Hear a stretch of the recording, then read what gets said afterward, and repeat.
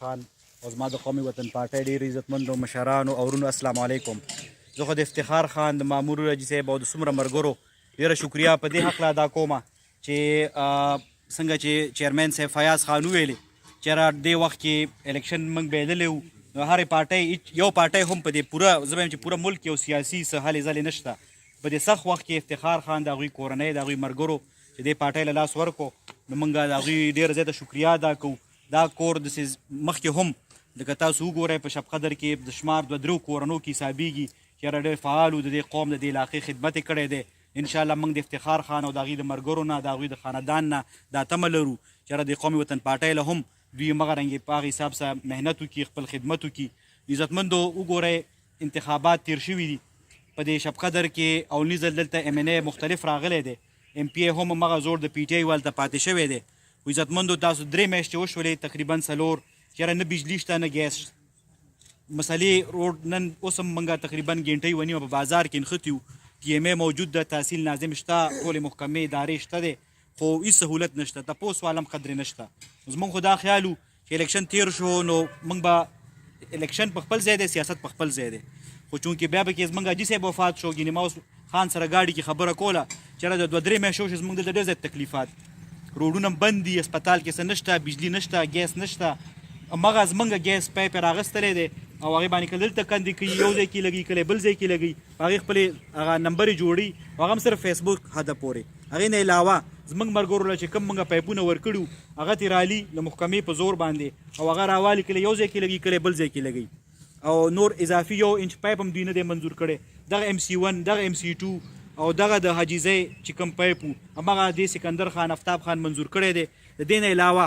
که MC3 کې دوی کار وکړو، که په مټه کې وکړو، که بل ځای وکړو، دا بیا بالکل هم دوی کړی. دوی تکړه شي، موږ دا نه وایي چې دوی دې کار نه کوي، خو دوی تکړه شي خپل کار دی وکړي، بیا یې په نمبر هم جوړي، موږ به شکریا هم ادا کړو. اوس موجوده زموږ څه مسله ده، موجوده دا مسله ده چې یاره که دې خوا رشکۍ والا تقریبا میاشتې ونیمه وشول د بجلي نه ده راغلی، که زه شاته خواجه وسته مړي ژوندی لاړ شم 2-2.5 میاشتې وشوې چې هلته سره یو منټ هم بجلي نه ده راغلی، نو دا صورتحال دی، تپوس والا نشته. انشاءالله ما غوث خان سره خبره وکړه پیر په ورځ به دې سلسله کې موږ چېرې پارټي هم داسې دا نور مشران هم ناست دي چې دوی هم په ټي ایم ای کې هم راپاسي دې باره کې خبره وکړي، اخباري بیان هم ورکړي، پریس کانفرنس هم وکړو، دوی له یو الټیمیټم ورکړو، لږ به ځان فعالو او زموږ که موږ داسې په ارام کې نو ګورې صرف د ټولو خلکو سترګې اوس خالي موږ ته دي. هغوی خو ټیک دا ووټې ورکړو، یا دوی ورکړو، یو له بوټانو ورکړو چې هر چا ورکړو. خان او زما د قومي وطن پارټۍ ډېر عزتمندو مشرانو او ورونو السلام علیکم. زه خو د افتخار خان د مامور رجي صاحب او د څومره ملګرو ډېره شکریا په دې هکله ادا کومه چې څنګه چې چیرمین صاحب فیاض خان وویلې چې یاره دې وخت کې الیکشن موږ بایللی وو، نو هرې پارټۍ یو پارټۍ هم په دې پوره زه به یم چې پوره ملک یو سیاسي څه هلې ځلې نشته.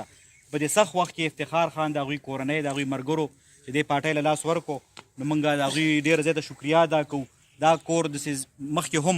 لکه تاسو وګورئ په شب قدر کې د شمار 2-3 کورنو کې حسابېږي چې یاره ډېر فعال و، د دې قوم د دې علاقې خدمت یې کړی دی. انشاءالله موږ د افتخار خان او د هغوی د ملګرو نه د هغوی د خاندان نه دا تمه لرو چې یاره د قومي وطن پارټۍ له هم دوی همغه رنګې په هغه حساب سره محنت وکړي، خپل خدمت وکړي. عزتمندو وګورئ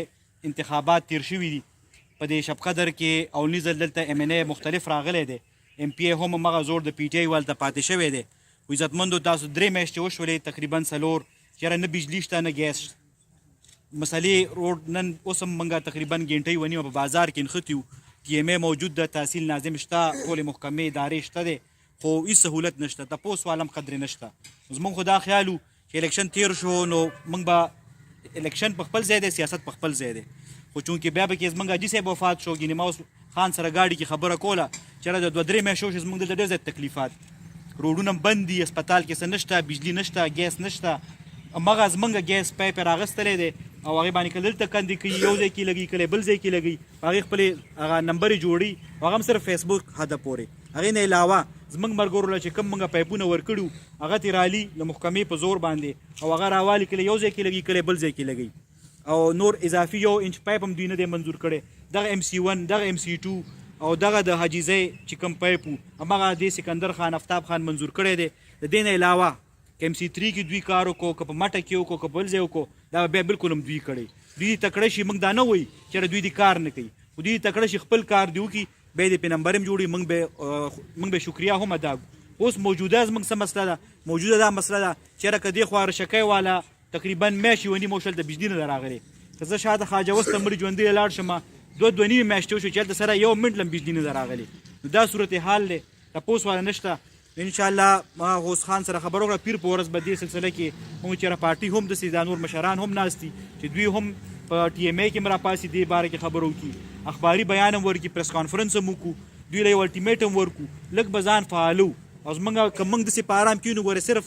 د ټولو خلکو سترګې اوس خالي موږ ته دي. هغوی خو ټیک دا ووټې ورکو یا دوی ورکو یا له بوټانو ورکو چې هر چا ورکو